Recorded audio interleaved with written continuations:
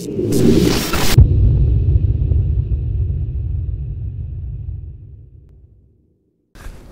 guys, how you doing? Ron's a Nut here.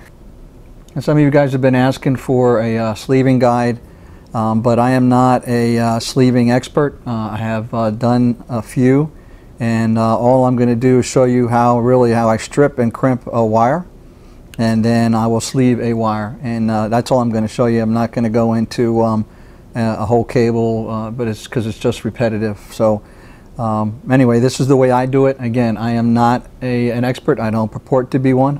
This is just for your knowledge. If you haven't done one before, this is basically what it takes. All right, so we're going to start off with the tools and the things that you need. Obviously you need wire. I already stripped, I already cut my wire to the length that I want, and this is 18 gauge black wire. You can get this anywhere. It's just commercial copper wire. And so I've got it cut to length.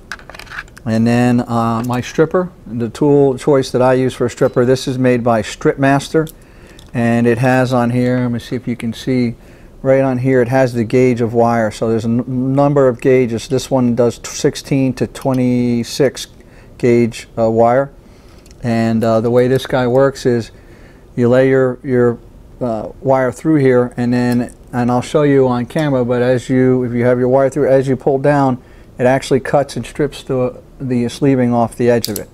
So that's how we're going to do strip the wire. So I'll show you that right now. Now I know for my pin that the amount of stripping that I need actually is about as thick as that black piece of this stripper. So I'm going to put it in the 18 gauge slot, and just about there. All right, I have the wire through, and basically this portion over here in the Strip Master holds the cable down and pinches it and then pulls the sleeving off. So I'm gonna, you see it's been cut and stripped to the exact length that I need, and you let it go, and there you have a perfect strip for the length that I need. Well guys, here's a closer shot of the Strip Master. If you can see better the different gauges that it has in there. And then from the side here we have the block that pinches the insulated part of the wire while the teeth come down and strip it, and I'll strip it again here so I have it already adjusted to the place that I want to. And there we have a strip. Now the next thing that you need, of course, are your pins. This is the proper Molex pin for, actually it's the same pin you use in the video cards, but this is the particular pin that is used in the power supply connector that I'm going to use. And so, and the tool I have here for this is actually the manufacturer's tool for this pin. And now here's a close-up of the Molex tool that I use for this particular pin that I'm crimping. Again, this is the standard female pin that you would use in your power supply connectors. It's the same ones, same pins that are used. This is so this is the one that plugs into the power supply. It happens to be also the 6-pin connector that you use on your PCI-e graphics pins on most graphics cards. So that's the pin that's inside here. And of course I'm making custom cables to connect to a Seasonic, so that's why I have this pin here. And this pin actually, just for reference, is a Molex 39-00-0039. And the tool that I'm using to crimp that is the Molex 638190900D. So that's the tool here that you see. And if I get the lighting just right, you can see on here it has gauges for the pin types, 18, 16, or 20 to 24. I have an 18 gauge pin, and there are places to slide the barrel of the pin into. So I'm going to do that on the 18 gauge side. And then I'm going to, as I did before, pull this in tight slowly, and you'll hear a ratchet lock the pin up in like the first or second setting.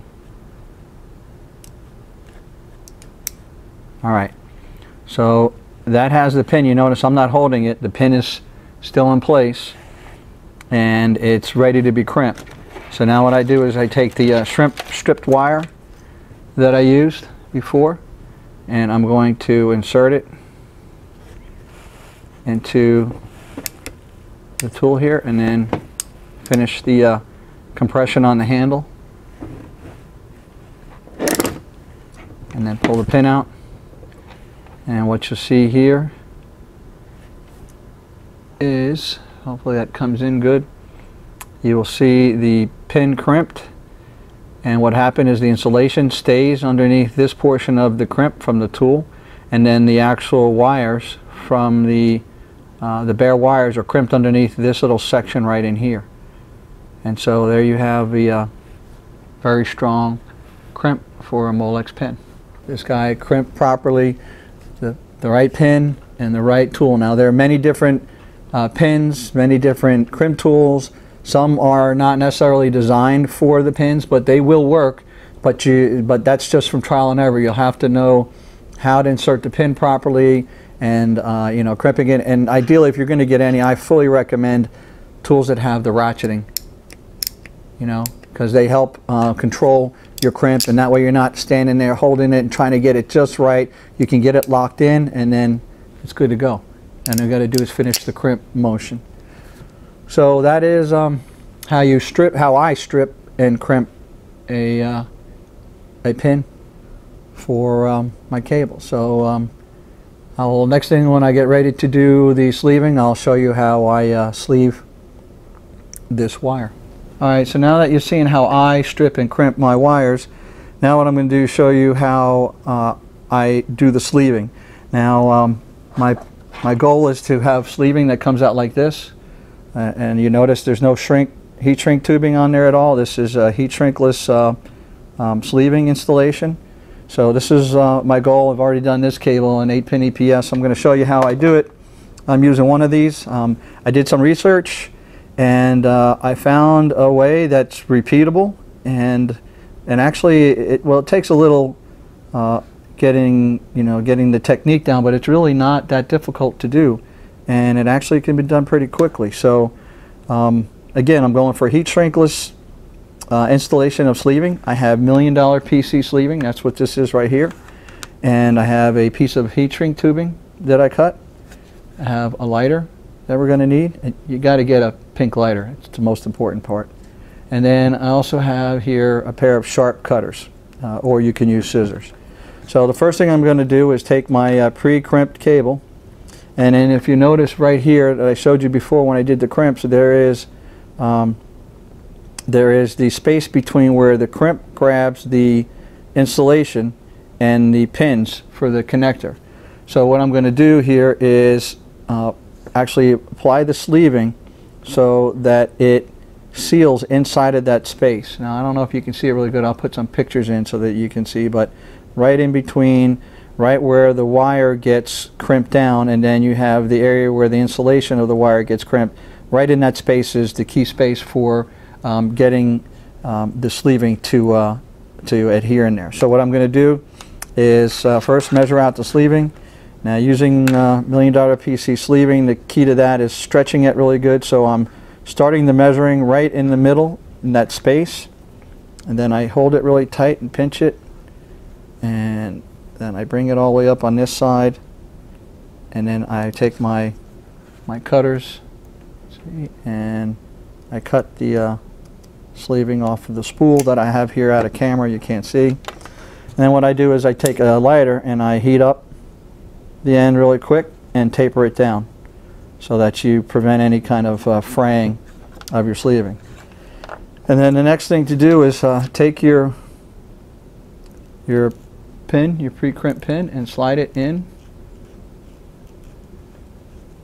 and then come out to the other side. And this $1 million PC sleeving is great because it really doesn't get doesn't hook on to anything. But you can do that with pretty much any kind of sleeving as long as you do a good job cutting it. So now what I have here is I have the sleeving right over the space where in between the pins that grip the body of the pin to the connector and the portion of the wire that has the insulation, it's crimp. And I take my piece of pre-cut that I cut heat shrink sleeving and I put it right over that space. It's about just about 1/4 of an inch or 1/8 of an inch in from the sleeving. I don't know if you can see that well at all, but and what I do is I take my lighter and I heat up the sleeving down right underneath where right in that space. So what I'm doing now is I'm getting it hot enough. Now the heat shrink tubing prevents the sleeving from getting burned, and then what you do is as you heat it up, try to spread it around so that the heat shrink, you uniformly put the heat as best you can around it, and then using my fingers I continue to taper down and squeeze so that the heat shrink sleeving that's melting underneath the heat shrink, the sleeving is actually sealing up right in there. So once I believe I have it, what I do then is I take a pair of cutters, these sharp cutters, or you can use an X-Acto knife, but I really don't like to use that because X-Actos are so sharp you can cut into the sleeving and you don't want to do that. So now that I've done that, I peel this off, and what you'll see here is, if you can see it, but the heat shrink tubing right up at the tip there has now been melted, and so now that's on there good. That's good and tight. This sleeving is not going anywhere. This sleeving will not move. And then of course when you insert this into the connector, it covers up that space of the pin. So all you're going to see is when it's finished is you're going to see an installation just like that. So it's nice and clean, and all you see is the sleeving, and you don't have to worry about aligning your heat shrink perfectly up. That can be pretty time consuming. It does look good, but I like this installation better. So basically that's how you do the one. And then this side here, for $1 million PC sleeving, again you pull it all the way up till you have your sleeving in that space again, so you can see that it's right in between the pins that lock the body of the pin into the connector and where the wire insulation ends. And then what I do is, again, I put some heat shrink tubing over that, and for this side I do the same thing. And careful you don't burn yourself, and I haven't yet to do that yet. Just continue to run the flame evenly around, and then using your fingers you pinch it down to make sure that you have you know, that you're forming or shaping the heat shrink underneath the the sleeving underneath the heat shrink. All right.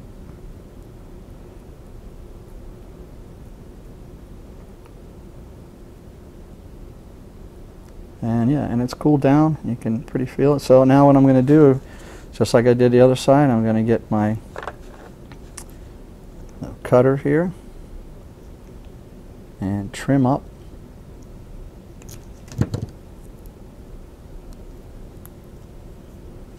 And now you have it.